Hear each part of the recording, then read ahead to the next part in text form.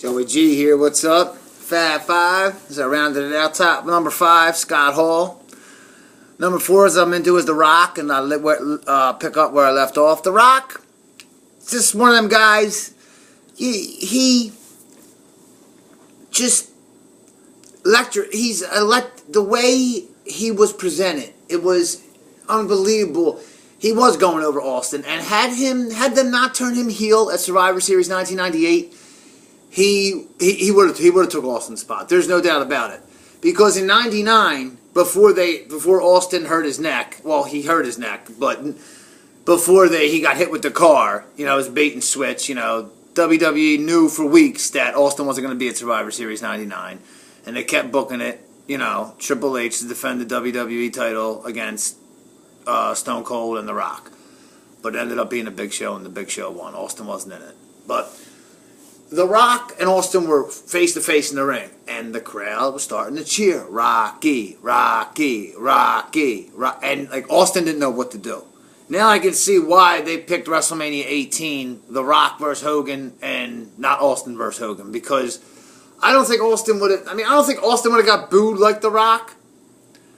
The Rock was, like the babyface, like Cena, so he got booed out of the building. But that's one of the reasons why The Rock's one of the greatest. That's why I think The Rock's better than Austin.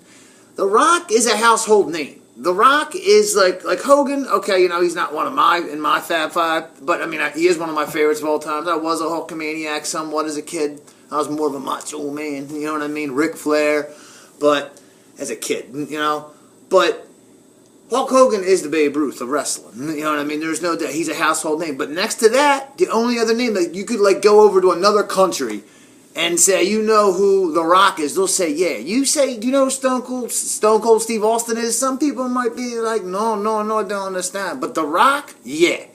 And that's just, I'm a wrestling fan. I wish he would have stayed in wrestling. I wish he was around for WrestleMania 20. Well, he wasn't 20. Him and Mick Foley fought Evolution. But that was a sucky year, and that was his last WrestleMania until WrestleMania 28, until he fought Cena. You know what I mean? And they went out and Evolution beat him. It was a corny. You think that you thought Rock and Sock Connection would have won? Man, Randy Orton, one of my favorite wrestlers. You know what I mean? He's up there. Hits Mick Foley with RKO 1, 2, 3, and The Rock even looked like what the f? You know what I'm saying? The Rock just the things he could say. The Hollywood heel Rock is one of the when he came back in 2003. And fought Hogan the second time in Montreal. That was The Rock. Just that's my favorite Rock character. I would have to say that and Corporate Rock. Yeah, the face Rock I like. But Hollywood Rock is the best. When he was out there that one time in Toronto saying, "Yay!" He said, "Toronto, that's where we live." Shut up, people would be cheering him. He would say, no, you do not have the privilege to cheer for The Rock anymore. That character was great. And The Rock left. But imagine, I heard at WrestleMania 21 he was trying to get a match. But Triple H blackballed him. The thing between him and Triple H, they were always competing at the same time. If you remember, it goes back to when The Rock first came in. When he was Rocky Maivia, him and Triple H. They battled over the IC strap. And then they battled over it again when Triple H was, in charge of DX and The Rock was the leader of the nation. They claimed again, had that magic match at SummerSlam, which is a great ladder match. You know what I mean? I think that ladder match is better than Shawn and Razor 1. Shawn and Razor 2 is the best. Just to get off topic, you want to talk ladder matches. Shawn and Razor 2, SummerSlam 95, what Shawn won was better. The first one was great too. You know what I mean? Because it was first of all, it was Bret Hart's idea to be all. Go back to Stampede Wrestling. Bret Hart pitched the idea, and they have Shawn and Razor go out there. But, that's cool, because I love Razor, you know what I mean? And I love Shawn, you know what I'm saying? And I love Bret. Bret's my man, though. So, Bret buries the world. But, I'm getting off topic here. But Bret even said, that night in Survivor Series 96, he said, when The Rock went out there and became the sole survivor, he beat whatever team, I think Triple H was on, too, and the King was on, and yeah, and the fake Diesel, I think, was on. Or maybe that might have been another team. But I know Triple H and the King were on the team The Rock beat. And Goldust, I think, was on that team, too. And The Rock won. And Bret Hart said in a DVD, he said, that's the guy who's going to take my shoes. That's the guy who's going to take my spot. That's the guy right there. Dwayne Johnson. At the time, he was Rocky Maivia. But The Rock was just the man. He was just the man. You know, everything. I remember WrestleMania 15. I mean, he came to, you smell what The Rock is cooking, and I was like, yeah! Like, this, The Rock is great. It's great. I mean, I was kind of mad at SummerSlam '02 when they were booing him. I was watching it on pay-per-view, and I like Brock. I was like, this dude's going to be cool, but when he went against The Rock, The Rock's my man. You know what I mean? And the Nassau Coliseum turned on him, and I was like, man, fuck you, man. That's The Rock. For real. But The Rock will be back. Don't worry. He'll be back. We'll have one last WrestleMania match. And as I was going with that Triple H thing, I got off topic there. They bet the battle from each of their stables. Then they had them great matches. The Rock had in 2000. 2000. The Rock and Triple H carried the company. But Triple H will always be the guy who worked with the guy who drew. That's the bottom line. Triple H as champion meant nothing. When he won the title at WrestleMania 18, when The Rock, really, him and Hogan should have won on last. Jericho and Triple H went on last. Triple H won the title. He was a face. He won. Nobody cared. The next pay-per-view Backlash, he dropped it to Hogan. And then Hogan dropped it the next month to Taker. Taker held it a couple months, and then the great one got it, The Rock. And then The Rock held it for a month, and Brock beat him. And then The Rock went off to Hollywood. And then it was here and there. But WrestleMania 21, he wanted to wrestle Macho Man. He wanted Vince to bring Macho Man in. He wanted to do an angle with Randy Savage. That's the true story. WrestleMania 21, WrestleMania goes Hollywood. The Rock wanted to fight another one of my very, very, very, very, very, very, very favorites, Randy Savage. The Rock wanted to wrestle Randy Savage. Also rumored The Rock, if he couldn't get that, he wanted to wrestle Ric Flair one-on-one. Because from the year before, at WrestleMania 20, it was Evolution versus The Rock and Sock, but The Rock wanted Ric Flair one-on-one if he couldn't get Randy Savage. So something easy, for The Rock. He's coming in, he didn't want so, you know what I mean? But Randy Savage, that would have been a great match. Randy Savage still would have been probably nearly 50. You know what I mean? But still, Randy Savage, anybody could have turned it on, could have turned it on. Okay, but The Rock always will go down as one of the great ones. Household name, in popularity, box office, number 2, next to Hulk Hogan. You know what I mean? Hulk Hogan's number 1, he's number 2. But that's in box office, that's not my Fab 5. But on my list, The Rock's number 4. Smell what The Rock's cooking, I smell it all day, G. Number 3, going that way, yes I am, the guy that got me into liking the heels, the guy that got me into being the character Joey G, the guy that got me into being the show-off that I am, the guy that got me being kind of a egomaniac, the guy who got me talking, the way I want to whoever I want, Ric Flair. You know what I mean? I used to go around and imitate that man. At one time, Ric Flair was number 1. You know what I mean? He really was. But he's number 3 on my, my list now. Ric Flair is just going back to when he had a plane crash. Something special with Ric Flair. A guy has a plane crash.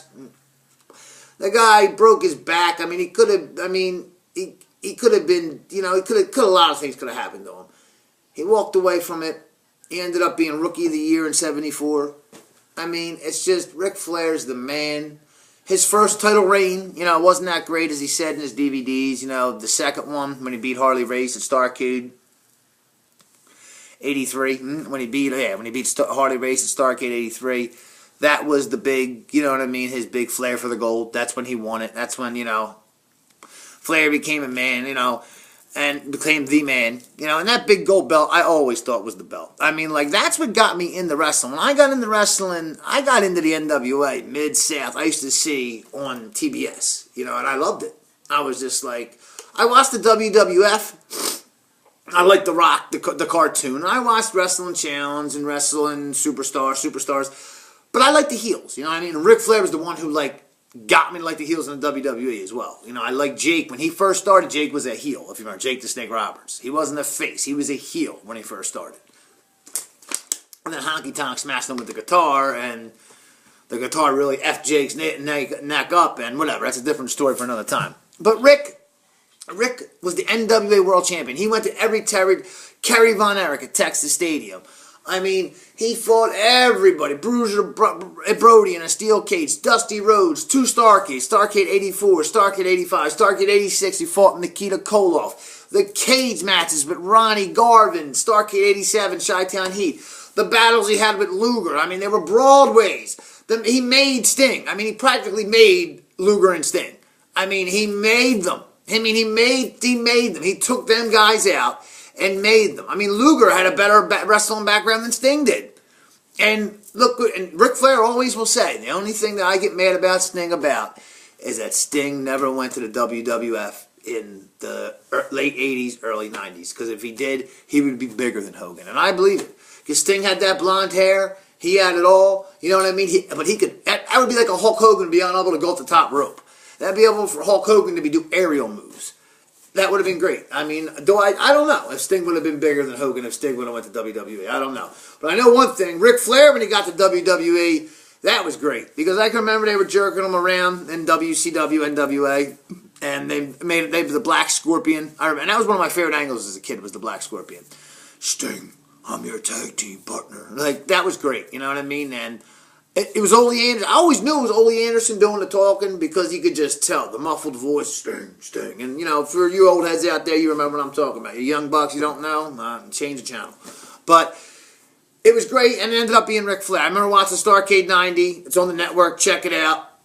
Ric Flair and the Black Scorpion, you know, with a mask over him. You could tell it's Flair. I mean, and Jim Herd had him cut his hair. Jim Herd was an idiot. He was the executive producer of a NWA/WCW.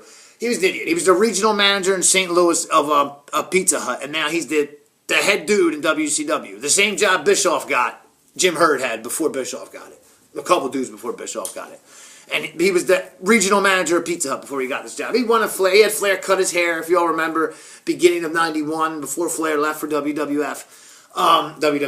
He had Flair cut his hair. He wanted Flair to put a nose in his earring. I mean, Jim Herd was an idiot. He had them dudes that ding-dongs. Like, he thought all the kids would ring. He was a friggin' idiot, Jim Herd. Just an idiot. And Flair had it. Flair went to WWF, and I remember, by then I was fooled. I mean, I watched the NWA, but you could see, Lex Luger said it, and I got his DVD 1993 timeline, but I'll review. That'll be one of my shows. Great timeline with Lex Luger. Tells all 1993 about everything going. But Luger said it. Flair said it. Flair loved being NWA World Champion. I'm going to continue on my next part more about Ric Flair and number 2 and number 1. But Rick and my Fab 5, Ric Flair went to the WWF. It was great. It was just, I think he might have went a little too early. He could have went 89 with Tully and Arn. And Barry was there as the Widowmaker, if you remember. They could have had, and J.J. Dillon, I think it was 90, and J.J. Dillon could have left WCW. They could have had the original Four Horsemen in WWF. I mean, can you imagine that with Hogan up there? Then you got the Horsemen, you got the Heenan family. It would have been unbelievable. That's what Arn Anderson says. He says he thinks that even though Rick won the greatest Royal Rumble of all time, and I agree with you, Solid Monster, 92 Royal Rumble, the greatest Royal Rumble of all time. Ric Flair, number 3, he was my favorite wrestler at the time. Him and Randy Savage, but, at the time Ric Flair was. So, I want Ric Flair to win that Royal Rumble. I would have been happy if Randy Savage won it, but I wanted Ric Flair. And he won it, and I remember me and my homie Dan Maloney, we went friggin' crazy. I was going nuts. When he was laying there, Bobby Heenan was going nuts on commentary. Thank you, Jake. Thank you, Roddy Piper. It's not a skirt. It's a kilt, Roddy Piper. You no good skirt-wearing freak. It was the whole pay-per-view. Royal Rumble 1992. Another one. I know I'm plugging these friggin' pay-per-views. Go back and watch Royal Rumble 1992. Oh, my gosh. It was the greatest Royal Rumble pay-per-view card ever. Ric Flair in WWF was a great time. I just think that, like Brett said, and I agree, I think once Rick wasn't world champion anymore, what else was after he feuded with Hogan and Piper, the feuds that people know he's from. And I still think you could have brought Steamboat in there, because Steamboat was in WWF. If you remember SummerSlam 91, Flair came in right after that, like 2 weeks after that, like a week after that.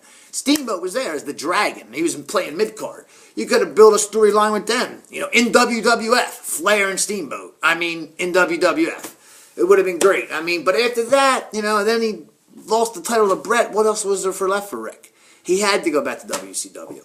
And I'll continue that on part 3. And I still got my other favorite wrestlers. And we'll go more on about Ric Flair and my other number 2 and number 1. For that, this is Joey G. I'm out. I'll see you on the next one. Peace.